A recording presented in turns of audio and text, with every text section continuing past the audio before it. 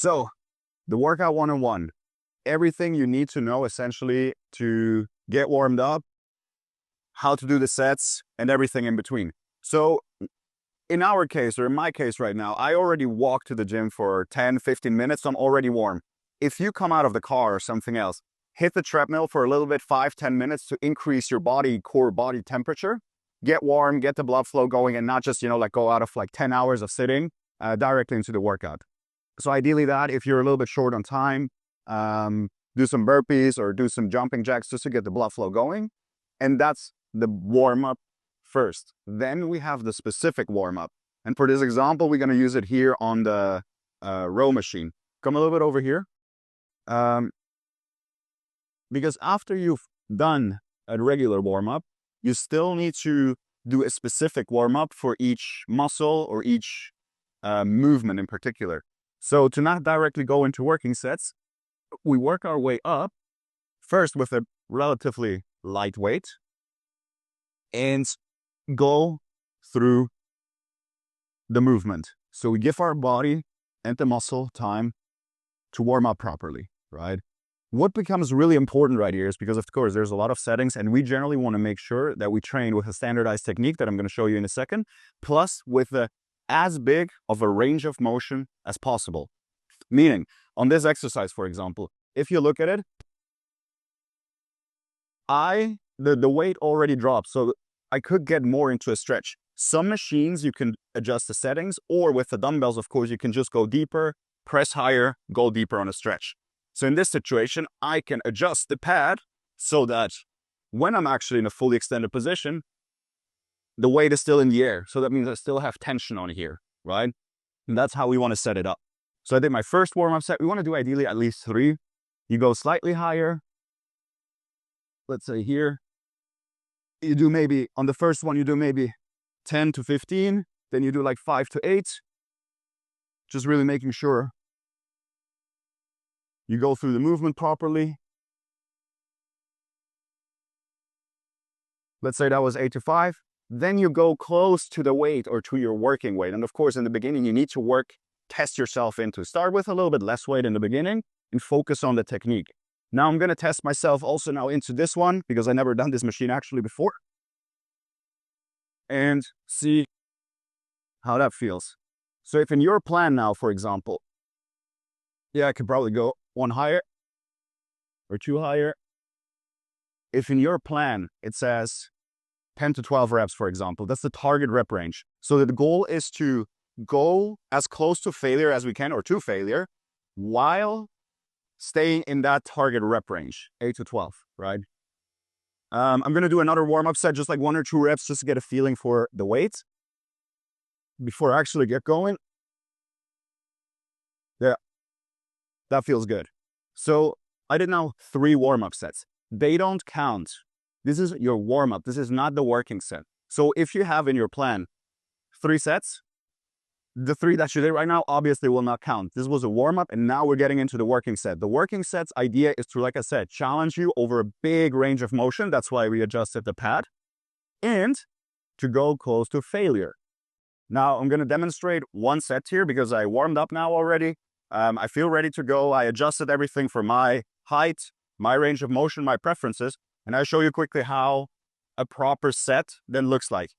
What I also want you to pay attention to is the technique. I'm going to show a few more examples after, but the technique is going to be called X041. So X041. X standing for explosive. It's like the concentric, so that will be this part of the movement. 0 meaning you don't need to spend time here in the contracted position. 4, you take 4 seconds on the way back. And then 1, meaning you spend 1 time in the stretched position. Let's demonstrate that, right? I'm gonna follow along, spaking it, and towards the last few reps, I'm probably not gonna be able to do that. So have along with it. So X0, and then 1, 2, 3, 4. Pause for 1 second. Explode. 1, 2, 3, 4. 1 second in the stretch, explode, 1, 2, 3, 4. And then when you can, Go as deep as you can. Look, I could get more range of motion, and that induces more muscle growth in the end. So I'm going to continue now the set without speaking because it's a bit challenging.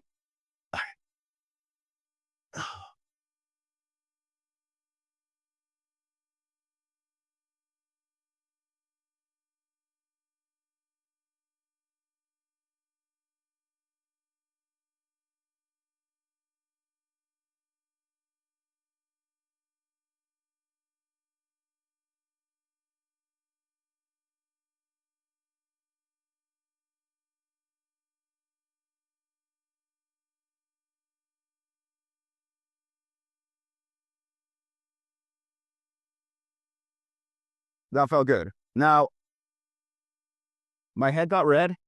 You could definitely see towards the last 1, 2, maybe 3 repetitions, I was not able to keep the same tempo up. The concentric, the pulling part was automatically slowing down because my muscles started fatiguing. And in the end, you saw like I had another attempt, but I just couldn't pull it. So that means, okay, my muscle has been going for the full range of motion to failure. And that means we exhausted the muscle for that set. That's what we need to do. The thing is, honestly, the rep range is almost irrelevant as long as it's within, let's say, a 6 to 20 rep range. The most important thing is that you can perform the exercise safely and you push the muscle close to failure or to failure, depending on the exercise. Some exercises are a little bit dangerous to go to failure. Here, it's super easy to fail because the worst thing that could happen, the weight drops to the front. If you're, for example, on a leg press and you don't lock out, the weight could fall back on you, right? So that was one set. My heart rate got up. If I would have 3 exercises, then I would go for another one, right? Give myself 60 seconds, maybe 90 seconds time of rest. The most important thing is not how much time you take, but that you feel ready for another set. Because if you're still like breathing and like your muscles hurt and everything, then it's probably too early and you should give yourself a little bit more rest, right? If you're under time pressure, then it looks a little bit different. Then of course it's about like making it within the time. But if the goal is maximum performance and maximum bang for your buck, then you want to take your time with that a little bit. Now, it's very likely that if I actually push hard and I go to muscle failure on the first set and the second set, that I will not be able, I didn't even count the reps, that I will not be able to hit the same amount of reps with the same amount of weight. Because by definition, if you go close to muscle failure, your muscle gets exhausted, meaning it cannot perform the same amount of work on repeat. That's why we then rest, recover, and hit it again in 2-3 days. Now in this situation, let's say I didn't count it. Let's say I did 10 reps. If my goal would be to be in the 8 to 10 rep range, sweet. Now let's say on the second set, I only be able to get 8. Cool, still in the rep range. But the trend already tells me, on the next set, it's probably unlikely that I'm going to be there. So I'm just going to drop the weight by 1 or 2, relatively speaking, and then perform another set. So you drop the weight, but you still end up in the same rep range, so to say. If you, of course, during your first set or second set already drop in weight or in the target repetition, drop the weight. If you can exceed the target rep range with great technique, then it's time to up the weight. Because our goal is from each workout to the next one to make progress in either doing the same weight with more repetitions or doing maybe the same repetitions with slightly more weight. So we progress either on weight up or on the sets up. Now, let's say this would have been the first exercise. Let's go quickly. Let me see over there. Let's go quickly over there. And just to see, you'll be asked then also to record yourself in the gym with the form. Nobody cares about if you're recording because a lot of people, of course, they think, everybody's watching at me. Like, nobody cares. Really, no one. People are busy with their own shit.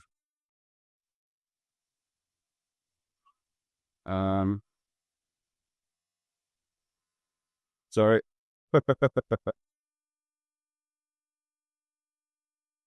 Cool. The same principle. Let's actually go over to the squat rack.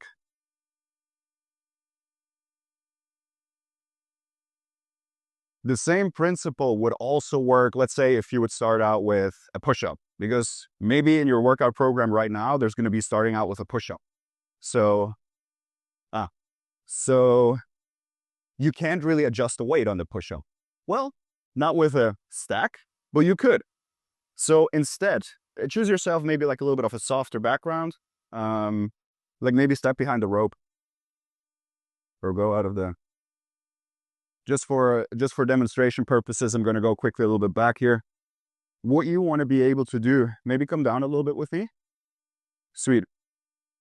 On a push-up, you can't adjust the weight. You can't change your body weight. But for example, have a look at the push-up tutorial first, right? This is just a quick demo. But to warm up, instead of going directly into a regular push-up, you can be on your knees and then warm yourself up like this. And again here, full range of motion. There's a full push-up tutorial in the content library under exercise tutorials. But this is how you would warm up, for example, on a regular push-up. And then before you hit your actual working set, of course, you want to do 1 or 2 repetitions with your actual body weight so you prime your nervous system for the actual weight that you want to move in that exercise, right? So you would do 1, 2, give a little bit of a rest, and then start hitting your exercises. Now, there's also going to be a concept that we're going to pour in, not in the very beginning. Let me see. I just want to cover everything. We covered that. Warm-up sets, range of motion, tempo. When a set is done, if reps drop. Like I said, just to make another example possibly with, you've seen also like on the push-up, I went all the way down. On a pull-up, for example, just to show it quickly what a full range of motion means. A lot of people would do a pull-up like this.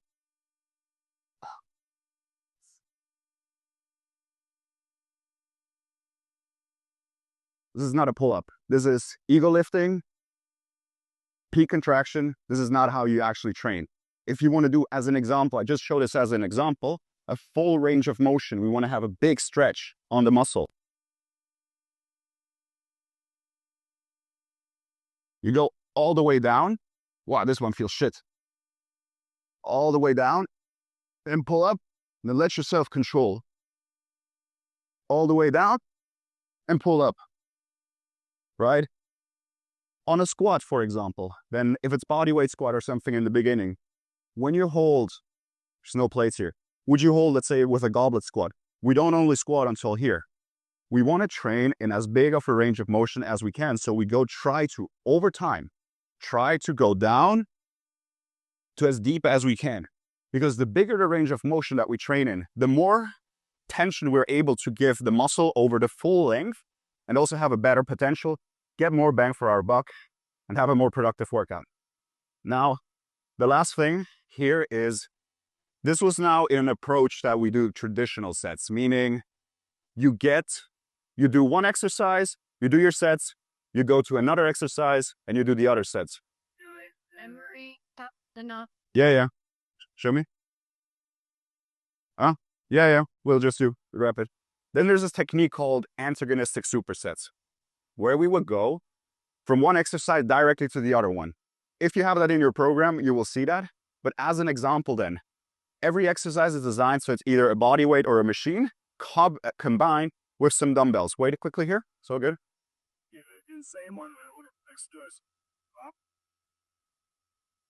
So what could be a potential exercise is, let's say you're already warmed up and you would have combined push-ups with lateral raises. So you can be very productive, meaning you do your push-ups and you have your dumbbells next to each other. You don't occupy 2 machines, don't need a ton of space, and you will perform your set of push-ups until you hit failure, right? And once you hit failure, with minimal rest, you can go directly into the other exercise that will target a different muscle group and do that. And after you've done that, you can take a little bit of a rest, breathe, because your heart rate's going to go up, you're going to break a good sweat. But that's essentially how we can combine almost 2 exercises in one, be more time efficient, and make sure we maximize our time in the gym without having to scroll or waste our time or do anything else that most people are doing and just like wasting their time. Time efficiency and also high quality training is the way to go if you want to see results in the mirror, on the scale, and in every way possible.